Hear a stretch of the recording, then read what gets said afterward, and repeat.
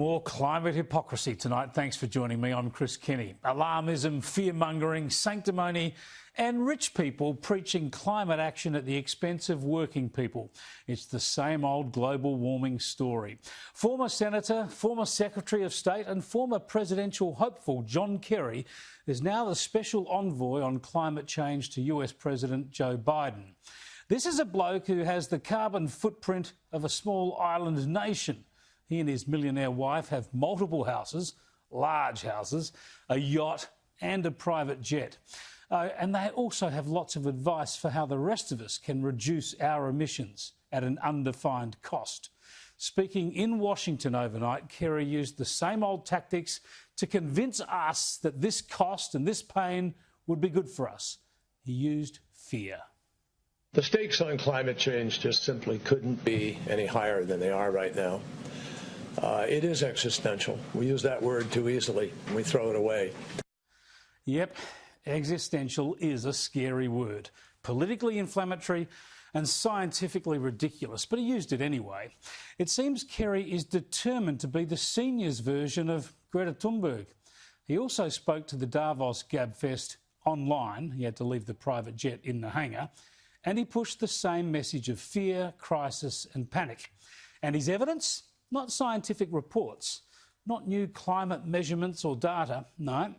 Kerry shared with the world some hyperbolic, emotive and inaccurate green left journalism. I kid you not, an alarmist article that tried to use Australia's bushfires from last summer as Exhibit A for a planet in crisis.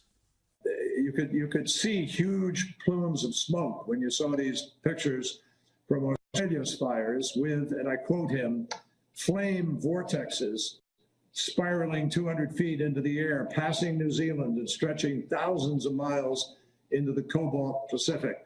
And in the end, Australia's fires killed dozens of people, destroyed 5,900 buildings, and quite likely, according to the best science, rendered some of the country's endangered species extinct. Well, no word on those extinct species yet, of course. Flowery words, alarmist journalism. Next he'll be quoting the ABC. Always the exaggerated claims, never the follow-through or the facts.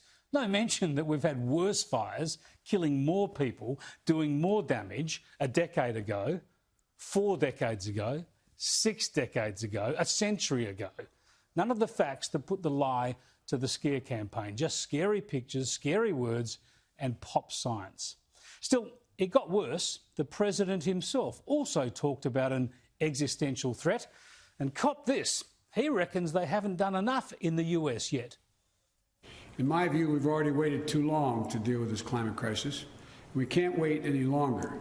We see it with our own eyes, we feel it, we know it in our bones. And it's time to act. Time to act? Say what? How can he say that? Seriously.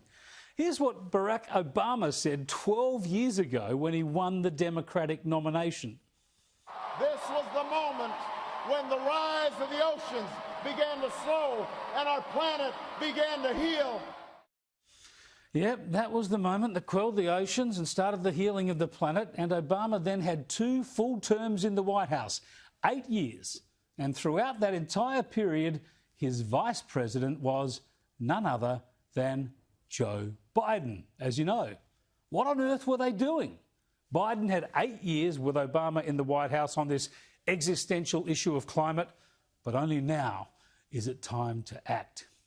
These people are just so inconsistent, aren't they? So opportunistic. It's all about politics, not the actual issue, just the politics. Same here in Australia, of course. This is the state of the climate debate in the US, Australia and globally. This is why we should be very worried about our jobs, our power bills and our economy. These people will do anything to keep up with political fashion, anything except give up their own perks, and working people around the globe will pay for any of their mistakes.